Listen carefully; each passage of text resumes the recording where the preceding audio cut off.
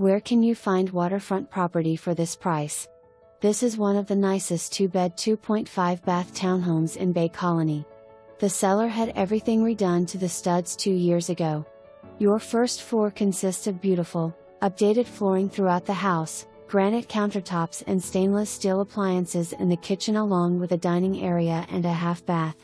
Your oversized living room leads out to the large trex deck which overlooks the water. You also have a private boat slip. Upstairs has a master bed with a private master bath.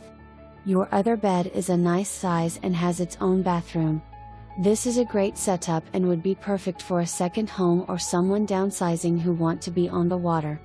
The monthly HOA fee is increasing to $1,070. In March this is due to the insurance premiums which include the flood insurance. Close to fine dining, Jitney.